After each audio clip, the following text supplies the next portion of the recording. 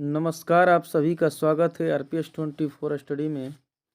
I hope कि आप लोग स्वस्थ होंगे, मस्त होंगे। तो इस वीडियो में हम बात करेंगे क्लास 10th का फिजिक्स और फिजिक्स का पहला चैप्टर का ऑब्जेक्टिव क्वेश्चन। और पहला चैप्टर है प्रकाश का परावर्तन। प्रकाश का परावर्तन एवं अपवर्तन। तो इस चैप्टर का हम लोग ऑब्जेक्टिव क्वेश्चन देखेंगे।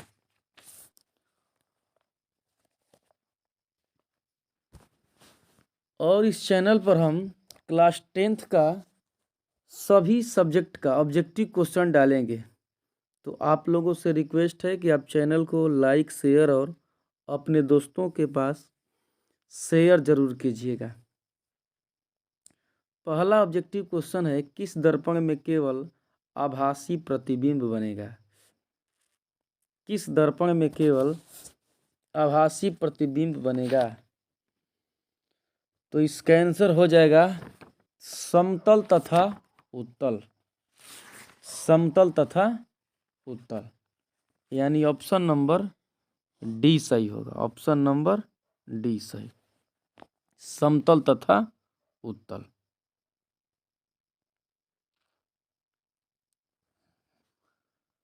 अगला क्वेश्चन है, समतल दर्पण में प्रतिबिंब की प्रकृति क्या होती है? समतल दर्पण में प्रतिबिंब की प्रकृति क्या होती है? तो होता है आभासी तथा बराबर। आभासी तथा बराबर। अगला क्वेश्चन है, गोलीय दर्पण की फोकस दूरी उसकी वक्रता त्रिज्या की होती है। गोलीय दर्पण की फोकस दूरी उसकी वक्रता त्रिज्या की आधी होती है। आधी होती है। प्रकाश तरंग उदाहरण है। प्रकाश तरंग विद्युत चुंबकीय तरंग का उदाहरण है। विद्युत चुंबकीय तरंग का उदाहरण है। दर्पण सूत्र है। दर्पण सूत्र है तो 1/v प्लस 1/u बराबर 1/f। 1/v प्लस 1/u बराबर 1/f। अगला क्वेश्चन है 6 क्वेश्चन। करे गोलीय दर्पण में फोकसांतर एवं वक्रता त्रिज्या के बीच संबंध। फोकसांतर यानी f और वक्रता त्रिज्या r के बीच संबंध क्या है? तो इसका सही आंसर होगा f बराबर r/2। f बराबर r/2। अगला प्रश्न है, एक गोलीय दर्पण द्वारा बने प्रतिबिंब का आवर्धन ऋणात्मक हो तो प्राप्त प्रतिबिंब होगा। तो हो जाएगा उल्टा। करे प्रतिबिंब का आवर्धन ऋणात्मक हो तो इसका आंसर होगा प्रतिबिंब उल्टा। प्रतिबिंब उल्टा।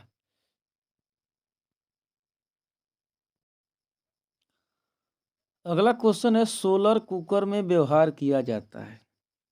सोलर कुकर में व्यवहार किया जाता है तो सोलर कुकर में अवतल दर्पण का व्यवहार किया जाता है। सोलर कुकर में अवतल दर्पण का व्यवहार किया जाता है। 9वां क्वेश्चन है, मोटर चालक के सामने दर्पण लगा होता है। यानी मोटर चालक के सामने कौन सा दर्पण लगा होता है? कह रहे हैं यहाँ पर साइड मिरर। साइड मिरर के रूप में होता है उत्तल दर्पण। साइड मिरर के रूप में होता है उत्तल दर्पण। सर्च लाइट का परावर्तक सतह होता है। सर्च लाइट का, तो सर्च लाइट का परावर्तक सतह अवतल होता है। आंसर होगा अवतल। 11 प्रश्न है, प्रकाश की किरणें गमन करती है। प्रकाश की किरणें गमन करती है सीधी रेखा में। प्रकाश की किरणें गमन करती है सीधी रेखा में। प्रकाश के परावर्तन के कितने नियम है? 12वां क्वेश्चन है, प्रकाश के परावर्तन के कितने नियम हैं? तो प्रकाश के परावर्तन के 2 नियम है। प्रकाश के परावर्तन के 2 नियम है। अगला प्रश्न है 13, किस दर्पण में बड़ा प्रतिबिंब बनता है? किस दर्पण में बड़ा प्रतिबिंब बनता है? तो अवतल दर्पण में बड़ा प्रतिबिंब बनता है। 14 प्रश्न है कि समतल दर्पण द्वारा बड़ा प्रतिबिंब होता है। समतल दर्पण द्वारा बना प्रतिबिंब होता है तो काल्पनिक होता है यानी सीधा होता है। अगला है प्रश्न 15, कह रहा है कि दाढ़ी बनाने में कौन सा दर्पण प्रयुक्त होता है। दाढ़ी बनाने में, तो दाढ़ी बनाने में अवतल दर्पण का उपयोग होता है। अगला प्रश्न है 16, कह रहा है कि परावर्तन के नियम से निर्धारित होता है। क्या निर्धारित होता है? आपतन कोण बराबर परावर्तन कोण, आपतन कोण बराबर परावर्तन कोण होता है।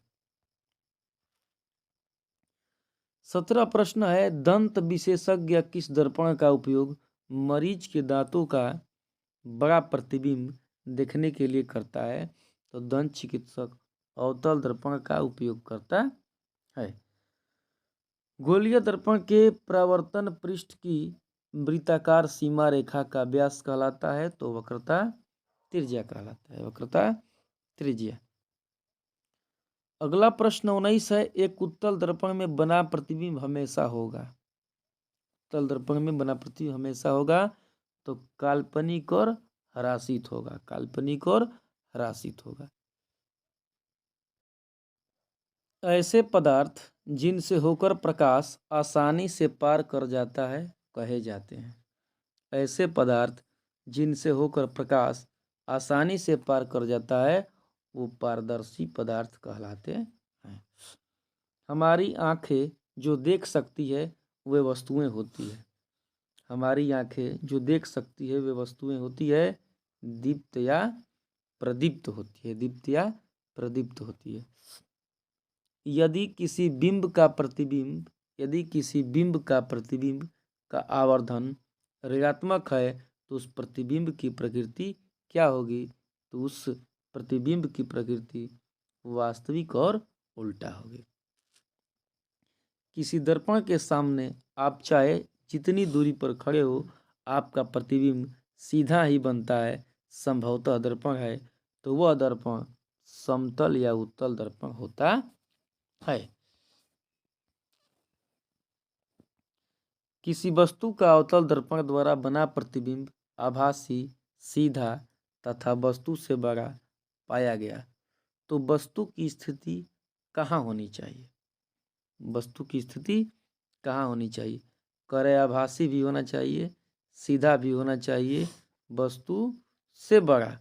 वस्तु से जब बड़ा कहेगा तो मुख्य फोकस तथा वक्रता केंद्र के बीच, करे वक्रता केंद्र पर, वक्रता केंद्र से परे दर्पण के ध्रुव तथा फोकस के बीच। देखिए इसका आंसर हो जाएगा ऑप्शन नंबर डी हो जाएगा। जितना दर्पण के नज़दीक रहेगा उतना वस्तु का बनेगा, बड़ा बनेगा।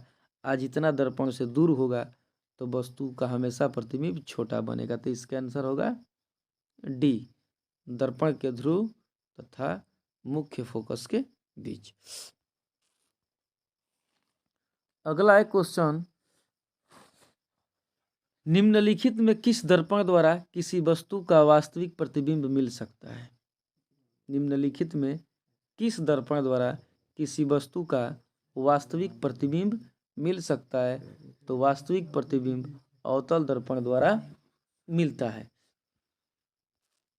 अगला एक क्वेश्चन कि उत्तल दर्पण द्वारा बना प्रतिबिंब होता है। उत्तल दर्पण द्वारा बना प्रतिबिंब होता है तो उत्तल दर्पण द्वारा हमेशा प्रतिबिंब सीधा होता है। 27 क्वेश्चन है, अवतल दर्पण में आवर्धित काल्पनिक प्रतिबिंब बनाने के लिए वस्तु को कहाँ रखा जाता है? यानी काल्पनिक और सीधा प्रतिबिंब बनाने के लिए वस्तु को कहाँ रखा जाता है? तो फोकस के अंदर रखा जाता है, फोकस के अंदर रखा जाता है। प्रकाश तरंग उदाहरण है, प्रकाश तरंग उदाहरण है तो प्रकाश तरंग विद्युत चुंबकीय तरंग का उदाहरण है।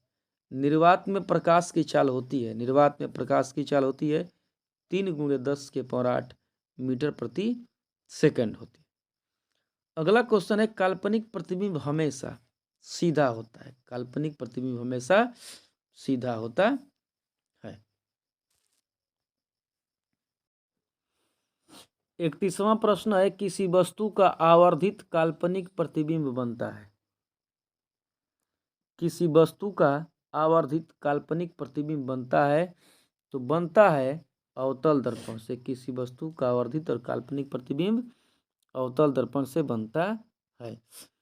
संयुग्मी फोकस संभव है केवल, संयुग्मी फोकस संभव है केवल किसमें, तो हो जाएगा अवतल दर्पण में। अवतल दर्पण में संभव है। यदि किसी वस्तु को एक दर्पण के सामने निकट रखने पर प्रतिबिंब सीधा बने किंतु दूर रखने पर उल्टा बने तो वह दर्पण होगा, वह दर्पण अवतल दर्पण होगा। अगला प्रश्न है 34 कह रहा है कि यदि किसी वस्तु को एक दर्पण के सम्मुख किसी भी दूरी पर रखने से उस वस्तु का प्रतिबिंब सदैव सीधा और छोटा बनता है, हमेशा सीधा और छोटा बनता है, वह दर्पण होगा, तो वह दर्पण उत्तल होगा। उत्तल दर्पण से प्रतिबिंब सदैव बनता है, उत्तल दर्पण से प्रतिबिंब सदैव बनता है, तो होता है यह ध्रुव और फोकस के बीच, ध्रुव और फोकस के बीच। किसी वस्तु को हम तभी देख पाते हैं जब वह वस्तु प्रकाश को परावर्तित करती है। जब वस्तु प्रकाश का परावर्तित करती है तभी हम उस वस्तु को देख सकते हैं। किस दर्पण में वास्तविक प्रतिबिंब नहीं बन सकता है, किस दर्पण में वास्तविक प्रतिबिंब नहीं बन सकता है, अवतल दर्पण में वास्तविक प्रतिबिंब नहीं बन सकता है। अवतल दर्पण के फोकस से चलती किरणें परावर्तन के बाद, अवतल दर्पण के फोकस से चलती किरणें परावर्तन के बाद प्रधान अक्ष यानी मुख्य अक्ष के समानांतर हो जाती है, प्रधान अक्ष के समानांतर हो जाती है। क्या समतल दर्पण में बने प्रतिबिंब को पर्दे पर उतार सकते हैं? नहीं, समतल दर्पण से बने प्रतिबिंब को हम पर्दे पर उतार नहीं सकते हैं। प्रकाश की एक किरण किसी समतल दर्पण पर 60 डिग्री का कोण बनाते हुए टकराती है तो उसका परावर्तन कोण होगा, तो उसका परावर्तन कोण होगा 30 डिग्री, उसका परावर्तन कोण होगा 30 डिग्री। निम्नलिखित में कौन उत्तल दर्पण की फोकस दूरी है जिसकी वक्रता त्रिज्या 32 cm है? फोकस दूरी कह रहा था, वक्रता त्रिज्या 32, तो फोकस दूरी वक्रता त्रिज्या की आधी होती है, तो हो जाएगा 16 सेंटीमीटर। 42 क्वेश्चन है, एक उत्तल दर्पण की फोकस दूरी 20 cm है तो इसकी वक्रता त्रिज्या क्या होगी? तो इसकी वक्रता त्रिज्या होगी 40 cm, यानी वक्रता त्रिज्या फोकस दूरी की 2 गुनी होती है। तो वीडियो कैसा लगा आप लोग लाइक, शेयर और सब्सक्राइब जरूर कीजिएगा, और इसी तरह वीडियो पाने के लिए हमेशा इस चैनल पर बने रहिएगा। क्लास 10th का ऑब्जेक्टिव आप लोगों को मिलेगा।